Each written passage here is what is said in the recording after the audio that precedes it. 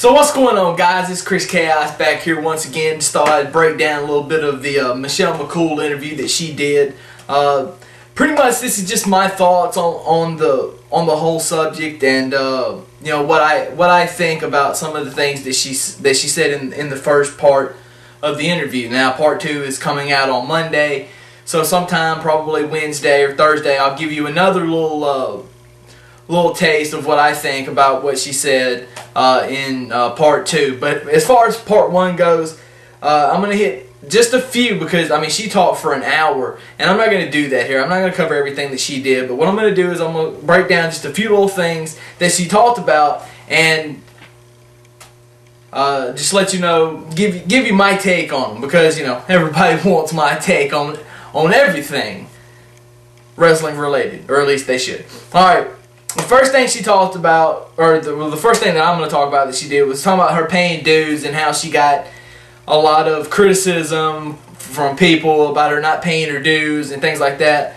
And I can understand where she's coming from, but the one thing I want to get through on this is she didn't pay her dues.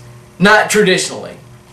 You know, people, when you say paying your dues, you mean coming up the hard way. Coming up through independent organizations, working on the weekends for hardly any money, and you know, going to all these cities and fighting and scratching and clawing and trying to climb the ladder to get to where you want to be. And Michelle, she didn't do that. She was handed a golden ticket to the WWE and said, "Here, take it." Now, when she got it, she did pay her dues. I like to say post getting signed. You know, she worked, she did the hours, she put in the time. So as far as paying her dues once she got to the WWE, yes, I will definitely agree with her on there. She did do a lot of things, you know, to try to prove herself and you know, just to make it. But as far as paying your dues the traditional way, no. The accident, her health scare was a very touchy subject. I appreciate her sharing that, giving a little backstory on what happened, what transpired. It's very interesting to hear, and I hate to know that she went through something like that.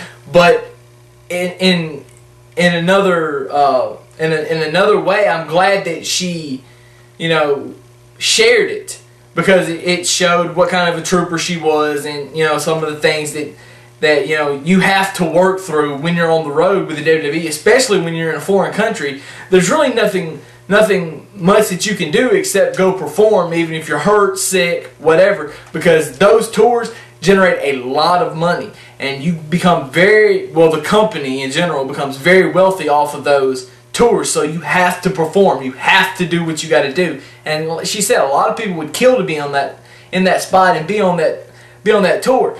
And you know, I completely agree. I see where she's coming from on that. So big ups to her. Props for going out and doing what you had to do. I'm sorry that you had to go through that. It sucks, but it only, you know, God puts you through things to only make you stronger. And I believe that's what that's what He did there. Because I mean, you know, she was in the hospital for 16 days, but you know, long recovery, but it all worked out in the end.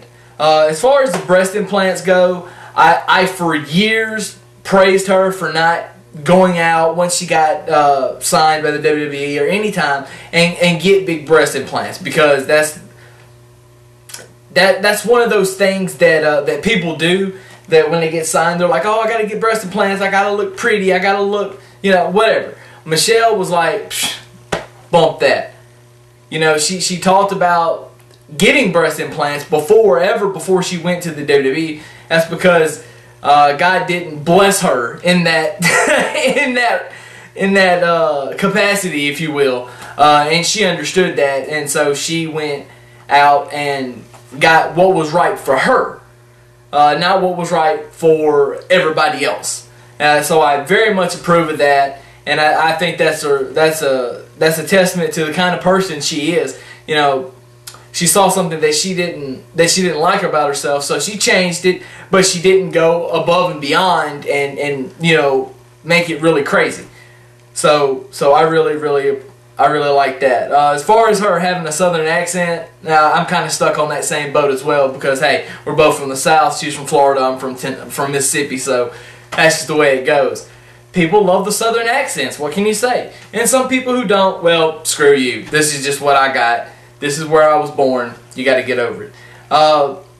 As far as the Divas title goes and that whole thing, I remember it being extremely pissed off at the time that she won the inaugural Divas title match and became the first Divas champion, because I thought, you know, this is somebody that doesn't deserve it. She doesn't, whatever, but well, whatever.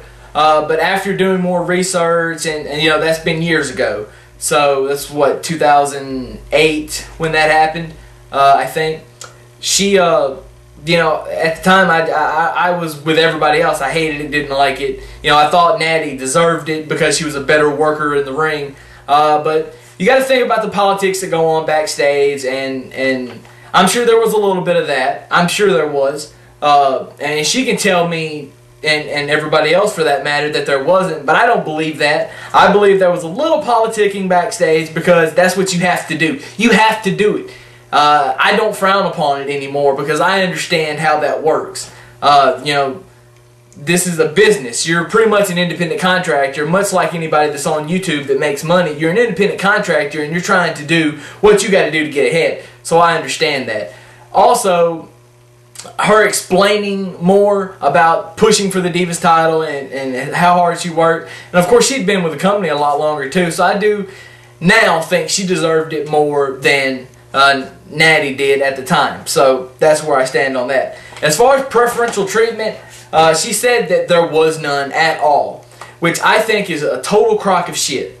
I think she bold-faced lied to everybody on that interview, and that's the only thing that I don't think that she lied about in that whole little piece, because I mean, when you and she explained why I think it was a lie, because she went to Vince, she went to Steph, she went to the writers, she went to Michael Hayes, Fit Finlay, all these people to push ideas.